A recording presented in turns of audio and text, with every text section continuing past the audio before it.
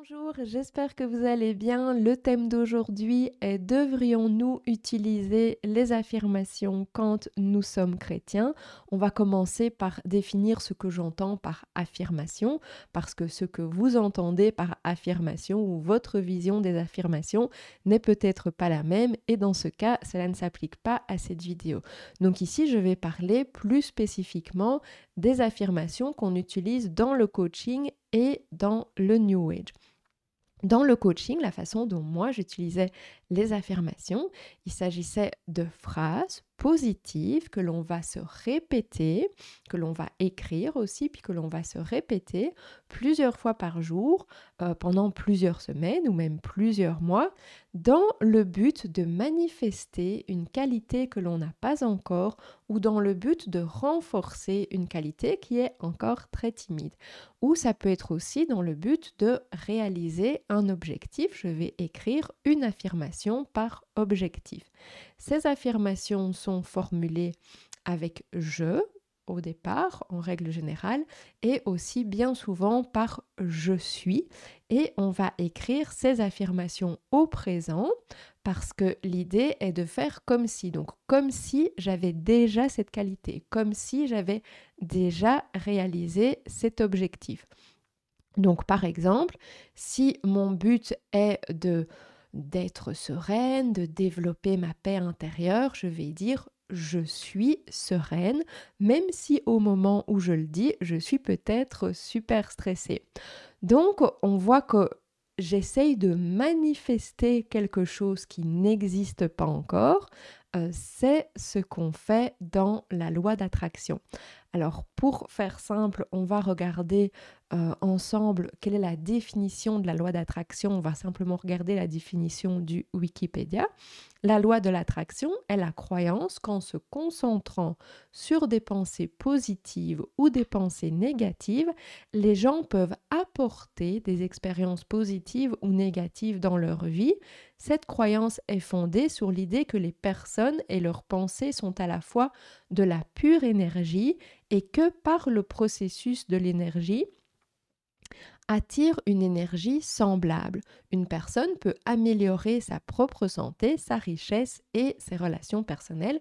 Donc ça, c'est ce qu'on appelle la loi d'attraction et c'est le genre d'affirmation qu'on utilise dans la loi d'attraction que j'aimerais aborder dans cette vidéo. C'est une pratique qui est très répandue, c'est une pratique qui peut sembler vraiment anodine et la première fois en fait que j'ai rencontré cette idée, je devais avoir 14-15 ans parce que mes parents avaient reçu le livre La magie de s'auto-diriger de David Schwartz. Et ça a été un de mes premiers livres de développement personnel.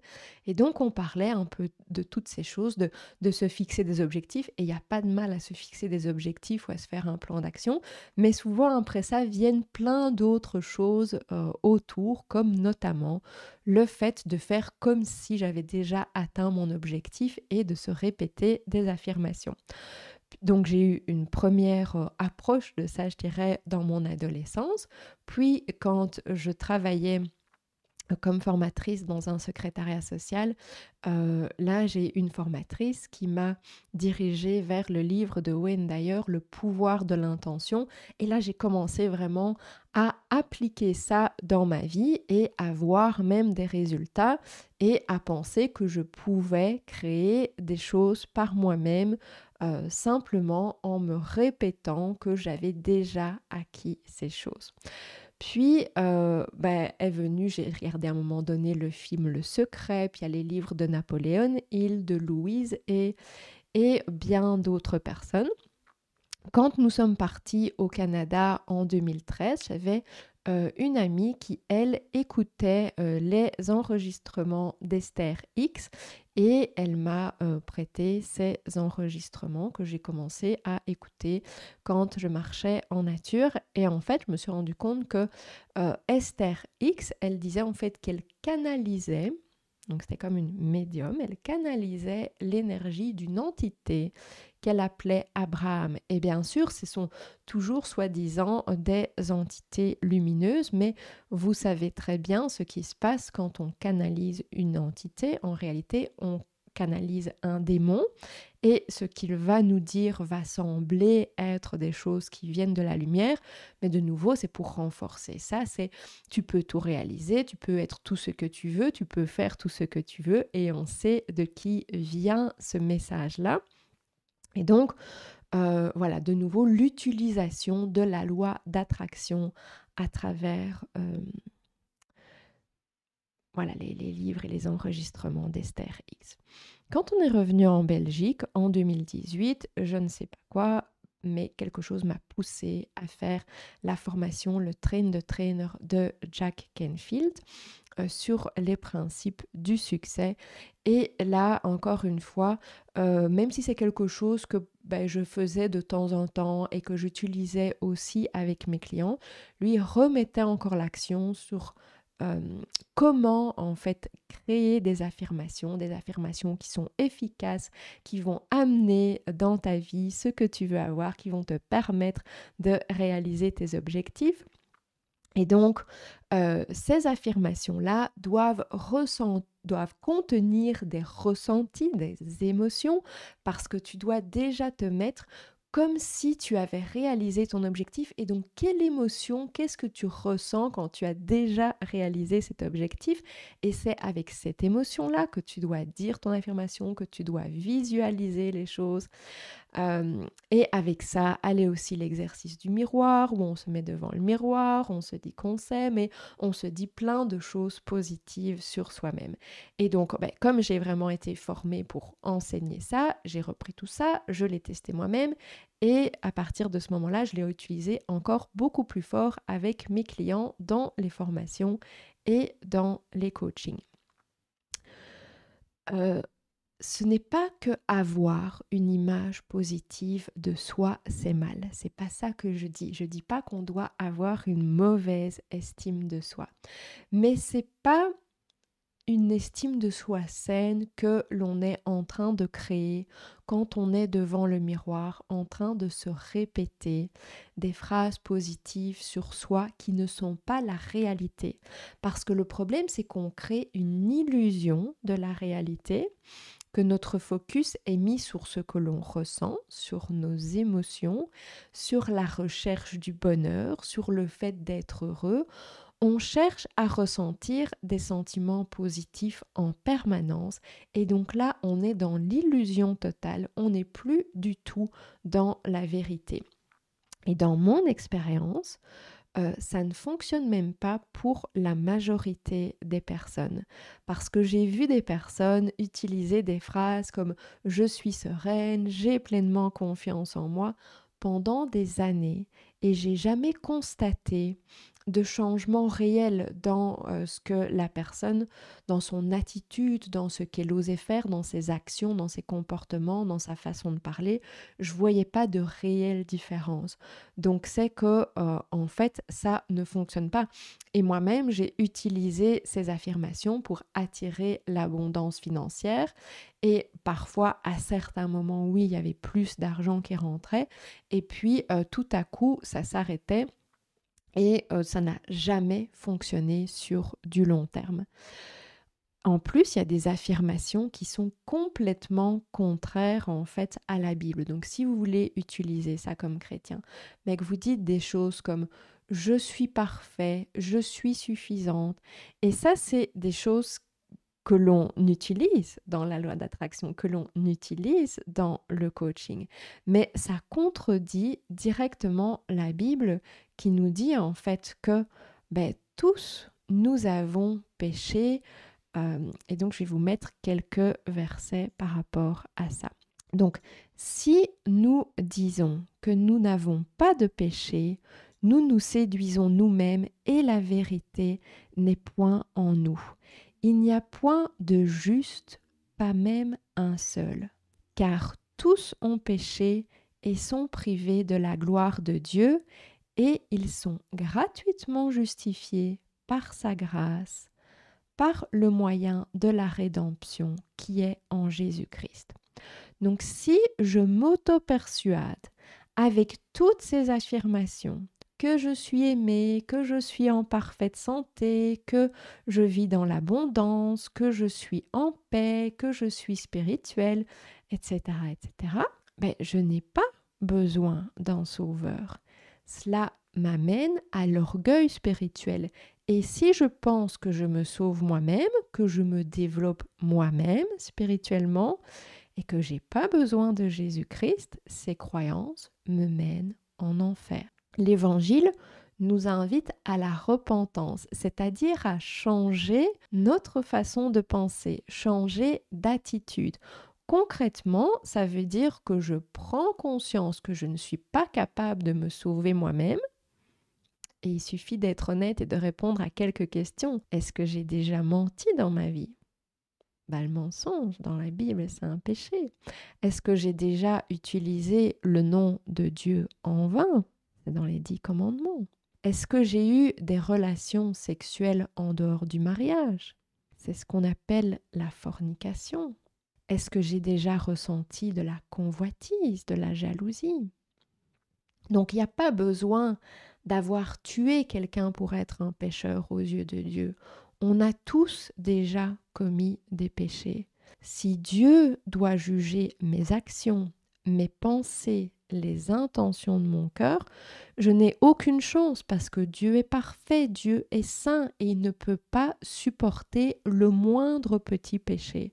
Donc ma seule solution, c'est de reconnaître que je ne peux pas y arriver par moi-même et mettre pleinement ma confiance en Jésus-Christ. Mais si je crois que je suis une bonne personne et que le péché est un mensonge pour garder les hommes esclaves et pouvoir les manipuler, ce qui est une croyance répandue dans le New Age, dans le développement personnel, à ce moment-là, je ne mettrai jamais ma confiance en Jésus-Christ. Et ce genre de technique de développement personnel et la foi ne vont pas ensemble. Parce que pourquoi j'aurais besoin d'un sauveur si je peux me sauver en travaillant sur moi-même?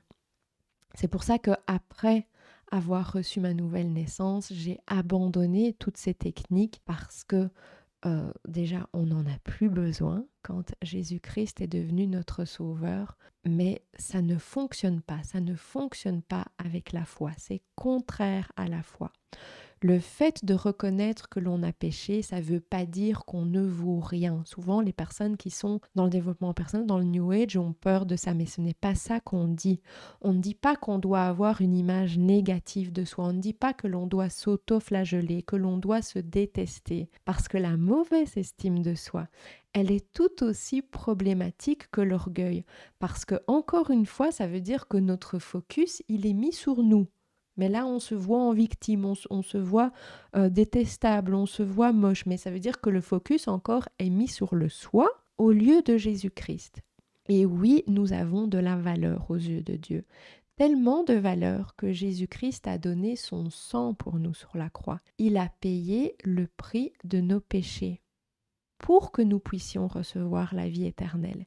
Et quand nous mettons pleinement notre confiance en Jésus-Christ, mais ça demande un changement d'attitude vis-à-vis du péché, nous recevons la nouvelle naissance, nous devenons enfants de Dieu, nous devenons le temple du Saint-Esprit. Et Dieu nous aime et Dieu nous a fait pour une raison. Donc on n'a pas besoin de se faire des affirmations positives. On le voit dans la Bible, dans le Proverbe 31, dont on a déjà parlé dans d'autres vidéos. On voit qui peut trouver une femme vertueuse. Elle a bien plus de valeur que les perles. Quand on est en Christ, nous avons beaucoup de valeur pour Dieu. Je te loue de ce que je suis une créature si merveilleuse, il est dit dans le psaume 139. Tes œuvres sont admirables et mon âme le reconnaît bien. Mon corps n'était point caché devant toi lorsque j'ai été fait dans un lieu secret, tissé dans les profondeurs de la terre. Quand je n'étais qu'une masse informe, tes yeux me voyaient, et sur ton livre étaient tous inscrits les jours qui m'étaient destinés avant qu'aucun d'eux existât. Donc on voit déjà qu'on est une créature merveilleuse pour Dieu avant même notre naissance. Et Jésus nous dit, ne vantons pas 5 passereaux pour 2 sous. Cependant, aucun d'eux n'est oublié devant Dieu. toute la création est importante pour Dieu. Et même les cheveux de votre tête sont tous comptés. Ne craignez donc point, vous valez plus que beaucoup de passereaux. Donc, j'ai pas besoin d'une affirmation pour m'auto-persuader que j'ai de la valeur ou que je suis complète. Nous devenons complets en Jésus-Christ. On peut lire dans Colossiens, car en lui habite corporellement toute la plénitude de la divinité. Vous avez tout pleinement en lui qui est le chef de toute domination et de toute autorité. Il n'y a rien de mal à être conscient de nos qualités et de nos compétences, mais les répéter avant même de les avoir vraiment démontrées et les répéter devant un miroir ne mènera à rien sauf à l'orgueil, à une image de soi qui n'est pas réaliste, à un manque d'humilité. Se concentrer uniquement sur le positif, c'est vivre dans le mensonge. Et la Bible nous encourage à l'humilité et à la vérité. Donc s'il est bien de connaître nos qualités et nos compétences, nous devons aussi avoir conscience de nos manques, de nos défauts, de nos erreurs et de nos péchés, comme on l'a vu plus tôt. De plus, ce ne sont pas nos qualités qui nous rendent capables d'agir, c'est Jésus-Christ qui nous renforce. C'est Dieu qui met le vouloir et l'agir en vous. Car c'est Dieu qui produit en vous le vouloir et le faire selon son bon plaisir, nous dit Paul dans Philippiens. Donc, oui, il est important de prendre conscience de notre identité en Christ. Une fois en Christ, nous sommes enfants de Dieu quand nous avons reçu la nouvelle naissance. Mais Dieu n'est pas seulement amour. Dieu est aussi justice, Dieu est aussi sainteté. Et nous devons être capables de regarder nos péchés en face pour pouvoir nous repentir. Et on cite très souvent Jean 3,16. Donc Jean 3,16, car Dieu a tant aimé le monde qu'il a donné son Fils unique afin que quiconque croit en lui ne périsse point, mais qu'il ait la vie éternelle. Lisons jusqu'au verset 21. Parce que sinon, on a une vision faussée de l'Évangile. Qu'est-ce qu'on nous dit au verset 17 ? Dieu en effet n'a pas envoyé son Fils dans le monde pour qu'il juge le monde, mais pour que le monde soit sauvé par lui. Celui qui croit en lui n'est point jugé, mais celui qui ne croit pas est déjà jugé, parce qu'il n'a pas cru au nom du Fils de Dieu. Et ce jugement, c'est que la lumière étant venue dans le monde, les hommes ont préféré les ténèbres à la lumière parce que leurs œuvres étaient mauvaises. Car quiconque fait le mal est la lumière et ne vient point à la lumière de peur que ses œuvres ne soient dévoilées. Mais celui qui agit selon la vérité vient à la lumière afin que ses œuvres soient manifestées parce qu'elles sont faites en Dieu. Et si je descends au verset 36, celui qui croit au Fils a la vie éternelle. Celui qui ne croit pas au Fils ne verra point la vie, mais la colère de Dieu demeure sur lui.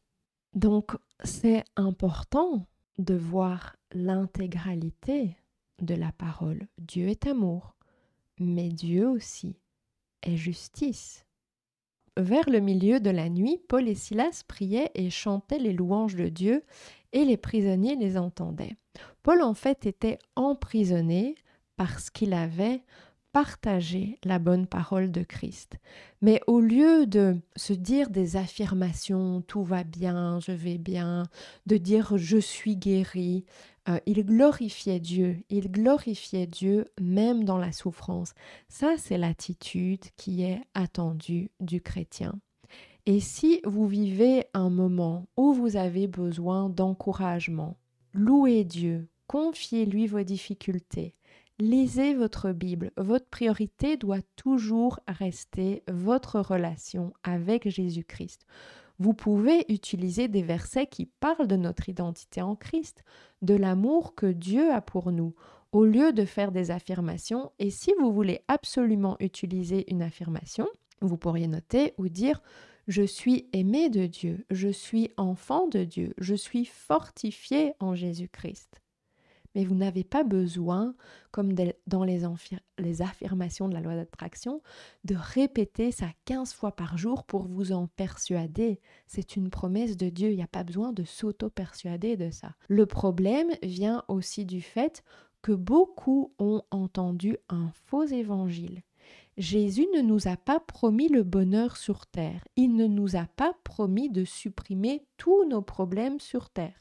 Si vous lisez les actes des apôtres, si vous regardez la vie des apôtres, vous allez voir que notre promesse, c'est la vie éternelle auprès de Dieu, mais pendant qu'ils étaient en train de travailler pour le Seigneur Jésus, les apôtres ont été persécutés, ils ont été emprisonnés, on s'est moqué d'eux, ils ont été fouettés, lapidés, enfin il y a eu vraiment plein de choses difficiles. Et c'était pas en se mettant dans une affirmation positive qu'ils allaient pouvoir supporter ça. Ils pouvaient supporter ça parce que c'était Jésus-Christ qui les fortifiait. Un autre problème qu'il y a avec les affirmations, c'est quand on commence à utiliser les affirmations pour des choses qui sont des fruits de l'esprit.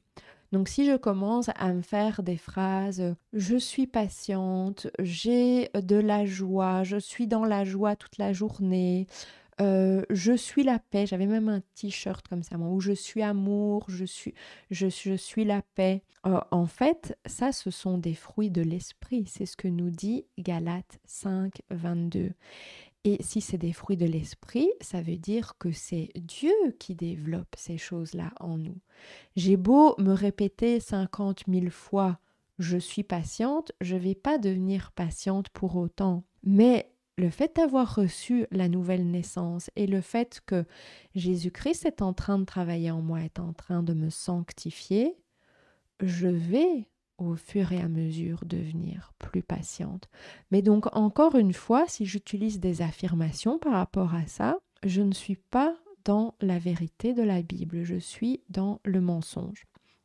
La loi d'attraction et les techniques comme les affirmations se sont infiltrées dans l'Église, c'est pour ça que je vous en parle, mais surtout dans ce qu'on appelle l'évangile de la prospérité et de la santé. Quand vous regardez par exemple Joel Osteen qui se présente comme un pasteur, mais il s'agit pour moi en réalité d'un coach de vie, d'un conférencier de motivation. Son discours va être exactement le même que dans le développement personnel. Donc tout est tourné vers le soi. C'est très narcissique et il propage des croyances complètement New Age. J'ai entendu, quand vous dites quelque chose, vous donnez vie à ce que vous dites. Si vous continuez à le dire, cela va devenir une réalité. Ça, c'est purement un enseignement de la loi d'attraction. Si je déclare quelque chose, je vais l'obtenir. C'est ce qui est enseigné dans les livres et le film comme Le Secret. C'est ce que j'enseignais dans mes formations au principe du succès, dans mes formations en développement personnel. Ça, c'est purement de la loi d'attraction, mais rien ne confirme ce principe-là dans la Bible. On va prendre par exemple des choses comme le proverbe 18-21 et dire, regarde, la mort et la vie sont au pouvoir de la langue. Donc avec ma langue, je peux amener la mort comme je peux amener la vie. Et bien entendu que les choses que vous dites affectent votre vie, surtout dans vos relations avec les autres. Mais ça n'a rien à voir avec la loi d'attraction. C'est tout simplement parce que si je parle mal à une personne, je peux détruire la relation. Si je critique tout le temps mon mari, je vais finir par tuer mon mariage.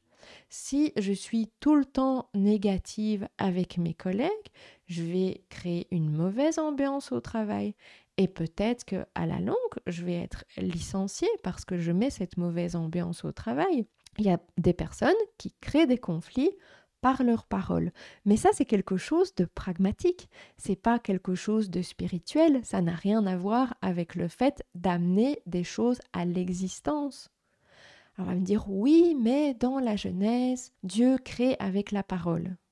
Bien sûr, mais vous n'êtes pas Dieu, je ne suis pas Dieu, nous ne sommes pas Dieu, nous n'avons pas le même pouvoir que Dieu. Et même après la nouvelle naissance, vous n'êtes pas comme Dieu, parce que vous pouvez dire 100 fois je sais voler, si vous sautez d'un toit, je vous assure que vous allez vous écraser. Donc les mots n'ont pas de pouvoir en soi, c'est Dieu qui est tout-puissant.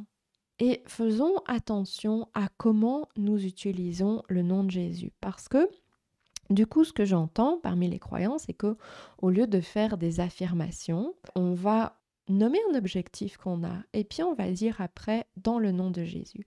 Mais dans le nom de Jésus, c'est pas une formule magique. Donc, ce que j'ai entendu, si on reprend encore Joel Osteen et il les a tous mis les uns derrière les autres, même plus que ce que je vais vous dire là, ça va être atteindre de nouveaux sommets dans le nom de. Je ne vais pas le répéter tout le temps. Réaliser ma destinée dans le nom de. Ouvrir des portes dans. Avoir des percées dans. Je ne dis pas que c'est mal de prendre une de ces choses et par exemple de prier, ouvrir des portes dans le nom de Jésus. Mais je ne peux pas terminer toutes mes phrases avec le nom de Jésus quand il s'agit de réaliser mes objectifs personnels, parce que ça s'appelle utiliser le nom de Dieu en vain. Il ne faut pas simplement l'utiliser comme un gros mot pour que ce soit le nom de Dieu en vain. L'utiliser comme ça, pour mes objectifs personnels, c'est aussi utiliser le nom de Dieu en vain, parce que Jésus n'est pas celui qui est là pour m'aider à réaliser mes buts ici sur terre. Jésus-Christ est mon but. Et il y a des faux prophètes, et j'ose dire le nom, comme Bénigne, qui font des fausses guérisons et qui partagent des enseignements comme « il faut croire que tu as déjà reçu ». Et on invite la personne à affirmer « je suis guéri, Dieu m'a guéri », alors que la maladie est toujours là. Oui, Jésus-Christ nous a guéris à la croix, c'est une guérison spirituelle. Oui, il guérit aussi physiquement. Mais affirmer que c'est toujours le cas au moment où nous, on veut que la guérison vienne, et dire à la personne qu'elle doit croire comme si elle avait déjà reçu pour que le diable ne lui retire pas sa guérison, c'est extrêmement dangereux parce qu'il y a des personnes qui se sont trouvées à l'hôpital, il y a des personnes qui sont mortes de ce genre de choses. La foi, ce n'est pas s'auto-persuader de quelque chose qui n'existe pas. Je ne peux pas créer ma foi moi-même, c'est Jésus-Christ qui fait grandir notre foi, c'est Jésus-Christ qui amène notre foi à la perfection. Et bien sûr que je peux entretenir ma foi, mais c'est bien plus efficace de prier, de lire ma Bible en demandant la guidance du Saint-Esprit que d'essayer de m'auto-persuader en répétant 50 fois « je suis guéri ». Et un autre soi-disant pasteur qui utilise les affirmations dans le but, lui, d'avoir plus d'argent, c'est Kenneth Copeland, où j'ai entendu « l'argent vient à moi ». Et ça, c'est typiquement, je le sais parce que je l'ai utilisé, c'est typiquement le genre d'affirmation qu'on retrouve dans le développement personnel, qu'on retrouve en coaching. Mais qu'est-ce que nous dit la Bible à propos des pasteurs qui disent ce genre de choses? On va aller regarder dans 1 Timothée 6. On va lire à partir du verset 3. Si quelqu'un enseigne de fausses doctrines et ne s'attache pas aux saines paroles de notre Seigneur Jésus-Christ et à la doctrine qui est selon la piété, il est enflé d'orgueil, il ne sait rien et il a la maladie des questions oiseuses et des disputes de mots d'où naissent l'envie, les querelles, les calomnies, les soupçons, les mauvais soupçons, les vaines discussions d'hommes corrompus d'entendement, privés de la vérité et croyant que la piété est une source de gain. Si vous regardez la plupart de ces pasteurs qui utilisent la loi d'attraction, qui utilisent des choses comme l'argent vient à moi, oui, c'est parce que les personnes qui sont dans leur église vont leur donner de l'argent. Et tout ce que ça fait, c'est les enrichir à eux-mêmes. Tout ce qu'ils font, c'est chercher le gain. Mais les personnes qui sont assises sur les bancs de l'église, elles sont en train de s'appauvrir. Donc on peut continuer à lire. C'est en effet une grande source de gain que la piété avec le contentement, car nous n'avons rien apporté au monde. Il est évident que nous n'en pouvons rien emporter. Si donc nous avons la nourriture et le vêtement, cela nous suffira. Mais ceux qui veulent s'enrichir tombent dans la tentation, dans le piège et dans beaucoup de désirs insensés et pernicieux qui plongent les hommes dans la ruine et la perdition, car l'amour de l'argent est une racine de tous les maux, et quelques-uns, en étant possédés, se sont égarés loin de la foi et se sont jetés eux-mêmes dans bien des tourments. L'argent n'est pas mal, l'argent est juste un moyen. L'amour de l'argent, c'est un problème. Et quand on commence avec des choses, l'argent vient à moi, et qu'on commence à répéter des affirmations, il faut arrêter de dire oui, non, non, mais j'aime pas l'argent. Parce que ça, c'est vraiment se mentir à soi-même. Et on peut aller voir aussi ce que nous dit Pierre 2. Ils ont les yeux pleins d'adultère et insatiables de péché, ils amorcent les âmes mal affermies, ils ont le cœur exercé à la cupidité, ce sont des enfants de malédiction. Après avoir quitté le droit chemin, ils se sont égarés en suivant la voie de Balaam, fils de Bosor, qui aima le salaire de l'iniquité, mais qui fut repris pour sa transgression. Une ânesse muette faisant entendre une voix d'homme arrêta la démence du prophète. Ces gens-là sont des fontaines sans eau, des nuées que chasse un tourbillon. L'obscurité des ténèbres leur est réservée. Donc des fontaines sans eau. Jésus-Christ est l'eau de vie. Jésus-Christ nous donne une eau qui nous donne la vie éternelle. Mais il y a des personnes, elles ont beau parler de Jésus. En fait, elles sont simplement en train d'utiliser son nom pour s'enrichir elles-mêmes. Elles sont des fontaines sans eau. Elles ne vous apportent rien du tout spirituellement. Donc on va continuer à lire. Avec des discours enflés de vanité, ils amorcent par les convoitises de la chair, par les dissolutions, ceux qui vinrent à peine d'échapper aux hommes qui vivent dans l'égarement. Ils leur promettent la liberté quand ils sont eux-mêmes esclaves de la corruption, car chacun est esclave de ce qui a triomphé de lui. Et on peut bien sûr être esclave de l'argent, être esclave du succès, être esclave du pouvoir, donc rechercher toutes ces choses, être esclave de notre bien-être, parce que c'est ça aussi dans le milieu du New Age. On peut dire oui, mais moi je ne m'intéresse pas à l'argent, moi je ne m'intéresse pas au pouvoir. Non, mais je cherche la sérénité, je cherche le bonheur, je cherche la confiance en moi, je cherche le bien-être, et je peux devenir aussi esclave de ces choses. On va aller voir ce que l'apôtre Paul nous dit dans Philippiens 4. Parce qu'il nous dit qu'il est important de pouvoir se contenter de ce que l'on a. Je vous ai parlé de ça dans une autre vidéo aussi, que je vais vous mettre en lien. Donc quand on essaye de créer notre réalité par des affirmations, c'est parce qu'on n'a pas de contentement en fait. On cherche toujours plus. Donc on va lire ici à partir du verset 11. Ce n'est pas en vue de mes besoins que je dis cela, car j'ai appris à être content de l'état où je me trouve. Je sais vivre dans l'humiliation et je sais vivre dans l'abondance. Donc on voit bien que l'abondance, ce n'est pas mal, c'est pas ça que je dis, mais il faut être capable de vivre dans les deux et de se contenter de là où on est. En tout et partout, j'ai appris à être rassasié et à avoir faim, à être dans l'abondance et à être dans la disette. Je puis tout par celui qui me fortifie. Et on sait que celui qui nous fortifie, bien sûr, c'est Jésus-Christ. On va lire aussi, parce que c'est intéressant, ce que Paul nous dit juste avant ça dans Philippiens 3. Parce qu'il va nous dire à partir du verset 4, « Moi aussi cependant j'aurais sujet de mettre ma confiance en la chair. Si quelque autre croit pouvoir se confier en la chair, je le puis bien davantage, moi circoncis le 8e jour, donc comme c'était la loi dans le judaïsme, de la race d'Israël, de la tribu de Benjamin, hébreu né d'hébreu quant à la loi, pharisien, quant aux zèles persécuteurs de l'Église, irréprochable à l'égard de la justice de la loi. Mais ces choses qui étaient pour moi des gains, je les ai regardées comme une perte à cause de Christ. Donc Paul nous dit qu'il a regardé toutes ces choses, donc la confiance en soi, parce que tout ça c'était du statut social, c'était de l'éducation, c'était de la confiance qu'il avait, de l'orgueil même. Il a regardé tout ça comme des pertes, parce que la seule chose qui a de la valeur, c'est de connaître Jésus-Christ.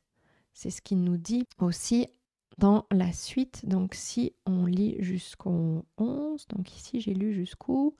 Ah voilà. Et même je regarde toutes ces choses comme une perte à cause de l'excellence, de la connaissance de Jésus-Christ, mon Seigneur, pour lequel j'ai renoncé à tout, et je les regarde comme de la boue afin de gagner Christ et d'être trouvé en lui, non avec ma justice, celle qui vient de la loi, mais avec celle qui s'obtient par la foi en Christ, la justice qui vient de Dieu par la foi, afin de connaître Christ et la puissance de sa résurrection et la communion de ses souffrances en devenant conforme à lui dans sa mort pour parvenir, si je puis, à la résurrection d'entre les morts. Donc on voit ici que pour Paul, le plus important, c'est de connaître Christ. J'ai beaucoup de mal à penser en fait que il y a des personnes qui suivent le genre de pasteur dont je vous ai parlé juste avant, qu'il y a des personnes qui puissent les prendre au sérieux.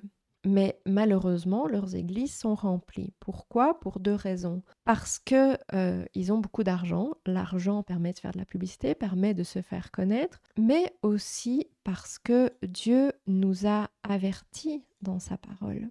Il nous a dit, car il viendra un temps où les hommes ne supporteront pas la saine doctrine, mais ayant la démangeaison d'entendre des choses agréables, ils se donneront une foule de docteurs selon leurs propres désirs, détourneront l'oreille de la vérité et se tourneront vers les fables. Donc, ils ont beau vous promettre une belle vie ici sur terre, la prospérité, la santé, tout ce que vous obtiendrez en écoutant ce genre de personnes qui s'appuient sur les croyances et les techniques de la loi d'attraction, c'est l'appauvrissement spirituel. Jésus-Christ n'a pas promis le bonheur ici sur terre. C'est pas pour ça qu'on ne peut pas l'avoir, c'est pas pour ça qu'on ne peut pas être heureux. Mais c'est pas une promesse qui nous a faite qu'on va être heureux tout le temps ici sur terre. Parce que la vie du chrétien, elle n'est pas tous les jours rose, elle est semée aussi de difficultés, d'épreuves, de souffrances, de persécutions. Et ça, Christ nous en parle. La différence, c'est que nous avons reçu la paix de Jésus-Christ et que l'on sait que ces difficultés sont temporaires et que l'on sait qu'il va nous renforcer dans les difficultés et que l'on va être capable de dépasser les difficultés avec lui et que même dans la difficulté, on garde en nous la paix et la joie. Mais il ne nous a jamais dit que tout allait très bien aller tout le temps et que tout allait être rose. Jésus nous dit, au lieu de chercher les biens terrestres, au lieu de chercher le bonheur ici, cherchez premièrement le royaume et la justice de Dieu, et toutes ces choses vous seront données par-dessus. Et j'aimerais terminer sur le conseil que Paul nous donne dans la lettre aux Galates. Et on va lire ensemble à partir du verset 16. Je dis donc, marchez selon l'esprit, et vous n'accomplirez pas les désirs de la chair, car la chair a des désirs contraires à ceux de l'esprit, et l'esprit en a de contraires à ceux de la chair. Ils sont opposés entre eux afin que vous ne fassiez point ce que vous voudriez. Si vous êtes conduits par l'esprit, vous n'êtes point sous la loi. Or, les œuvres de la chair sont manifestes. Ce sont l'impudicité, l'impureté, la dissolution, l'idolâtrie, la magie, les inimitiés, les querelles, les jalousies, les animosités, les disputes, les divisions, les sectes, l'envie, l'ivrognerie, les excès de table et les choses semblables. Je vous dis d'avance, comme je l'ai déjà dit, que ceux qui commettent de telles choses n'hériteront point le royaume de Dieu. Mais le fruit de l'esprit, c'est l'amour, la joie, la paix, la patience, la bonté, la bénignité, la fidélité, la douceur, la tempérance. La loi n'est pas contre ces choses. Ceux qui sont à Jésus-Christ ont crucifié la chair avec ses passions et ses désirs. Si nous vivons par l'esprit, marchons aussi selon l'Esprit. Ne cherchons pas une vaine gloire en nous provoquant les uns les autres, en nous portant envie les uns aux autres. Et vous savez, quand on utilise les affirmations et les choses comme ça, souvent, en fait, on va être dans de l'idolâtrie. On va être dans l'idolâtrie de soi. Je vous remercie beaucoup d'avoir écouté cette vidéo. Si vous pensez que cette vidéo peut être utile, pensez à la partager. Pensez aussi à mettre un pouce, à venir mettre un commentaire pour que la vidéo puisse être vue par plus de personnes. Et si vous voulez nous soutenir, vous allez trouver comment dans la description de cette vidéo. On se retrouve très bientôt. Que le Seigneur vous bénisse.